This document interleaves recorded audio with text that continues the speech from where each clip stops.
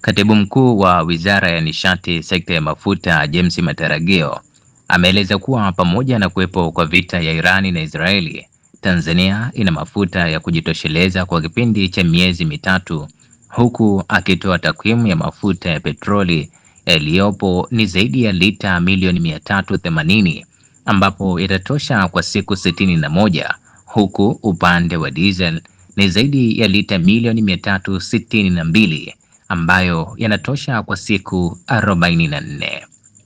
Katibu Mkuu Wizara ya Nishati, Sekta ya Mafuta, James Mataragio ameyasema hayo leo Machi 28, 2026 wakati akizungumza na waandishi wa habari jijini Dar es Salaam. Tumeona kwamba hii vita imesababisha uhaba mkubwa, na sasa hivi hata majirani zetu, jana nilikuwa Zambia hawana mafuta, hali ni mbaya sana. Wenzetu Kenya hapa hali ni mbaya, lakini Rwanda. Kwa hiyo na nyinyi mnasoma kwenye mitandao, nchi nyingi sana sasa hivi zina face hiyo problem ya uhaba wa mafuta. Lakini nipende kuchukua nafasi hii kusema kwamba hali kwa sasa hivi Tanzania iko shwari. Tuna mafuta ya kutosheleza kwa kipindi cha miezi miwili mpaka mitatu. Kwa upande wa petroli tuna lita milioni 95,256,342. Tuna mafuta yaliyowasili nchini kwa upande wa petroli ni lita milioni 1,46,686,337. Mafuta yaliyopo njiani ambayo yako kwenye meli yanakuja ni kiasi cha lita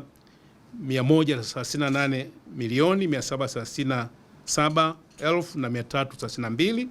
Kwa jumla ya mafuta ya petroli ambayo yatakuwepo ni lita milioni 380,677,011, na haya mafuta yanatosha kwa matumizi ya siku 61. Lakini vile vile tuna mikataba ya mafuta iliyoingiwa na suppliers. Tayari tuna mikataba na ambayo tunategemea hayo mafuta yatafika mwezi wa 4. Tuna jumla ya lita milioni 183 na 5,450.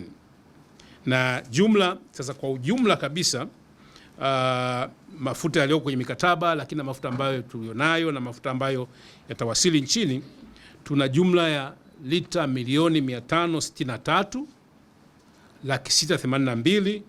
563,682,461, na kwa ujumla haya mafuta yatatosha kwa siku 91. Kwa hiyo huo ni upande wa petroli, na upande wa diesel, mafuta yaliyopo kwenye matenki tuna kiasi cha lita milioni 55,744,397. Mafuta yaliyowasili nchini ni lita milioni 122,893,285. Lakini mafuta yaliyopo njiani kwenye meli tuna lita milioni 184,662,480.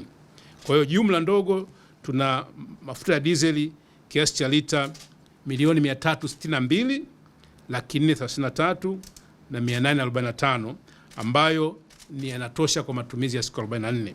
Lakini kwa mafuta ambayo tuna mikataba ni lita milioni 167,321,343.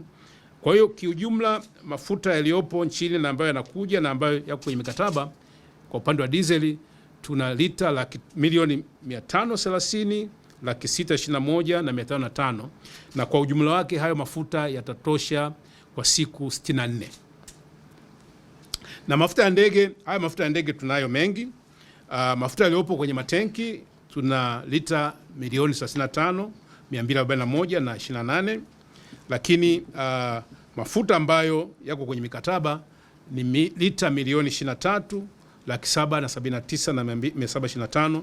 Kwa ujumla tuna lita milioni 59,020,753 ambayo yanatutosheleza kwa siku 97.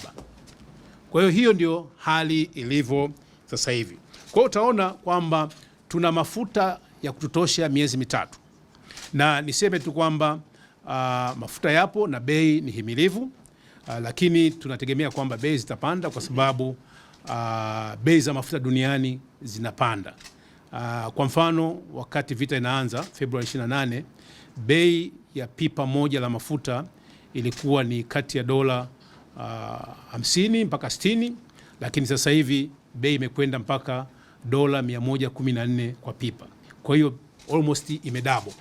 Kwa hiyo tutegemee mafuta yatapanda, lakini tunaamini bado bei zitakuwa himilivu. Kumekuwa na hiyo trendi, watu wachache ambao sio waaminifu wana take advantage ya situation, wanachukua mizigo. Kwanza wanachukua mizigo zaidi ya uwezo wao au mahitaji yao, na wakichukua hiyo mizigo wanaificha ili kusubiri bei zipande, alafu ndio wauze. Sasa sisi serikali, niko na EWURA hapa, kufanya hivyo kwanza niseme kwamba ni uhujumu uchumi. Ukikamatwa utashtakiwa, ni kosa la uhujumu uchumi. Kwa hiyo niwaombe wote wale retailers, traders ambao wanafanya hivyo waache mara moja, kwa sababu wana create shortage. Unapigiwa simu, artificial shortage. Kama ambavyo nimesema hapa, naona tuna mafuta mengi ya kutosha, lakini kuna baadhi ya vituo wanapiga simu wanasema kwamba hakuna mafuta. Ni kwamba wanalodi mafuta hapa Dar es Salaam, lakini hayafiki kwenye vituo, wanayaweka somewhere, wanasubiri bei mpya zitangazwe ili waweze kuyauza. Sasa sisi tukikamata ni uhujumu uchumi. Mimi niwe very clear kwamba tukikamata, na nimewaelekeza EWURA kuanzia leo, EWURA bwana, usimwonee mtu yote aibu. Kama mtu amekamatwa ameficha mafuta, kwa kweli sisi hatutamvumilia. Mimi niwaelekeza TPDC kwamba sasa hakikisheni kwamba hayo mafuta yanafika nchini, kufuatilia, kwa sababu kumekuwa na taarifa kwamba watu wanajaribu sasa kuingilia katikati na wanaongea na wale suppliers ili kuwarubuni waweze kuuza yale mafuta katika nchi zingine. Kwa hiyo hakikisheni mnafuatilia, na mikataba yote ambayo tumesaini, mafuta yote yanafika nchini, kwa sababu tuna mafuta na wenzetu hawana mafuta. Obviously, kama mipaka iko loose, watakuja kununua mafuta, wana magendo, unajua. Kwa hiyo tumeliangalia na tumeshirikiana na vyombo vyetu vya ulinzi na usalama kuhakikisha kwamba tunadhibiti, na Jumanne tutakuwa na vikao tena ambavyo vitawajumuisha wadau wote, Wizara ya Mambo ya Ndani, lakini Wizara ya Ulinzi kama ikibidi, kuhakikisha kwamba mafuta tulionayo tunayatumia sisi. Lakini ni kwamba mafuta yetu sisi sio kwamba yote yalikuwa yanatoka yanapitia pale kwenye kile Strait of Hormuz.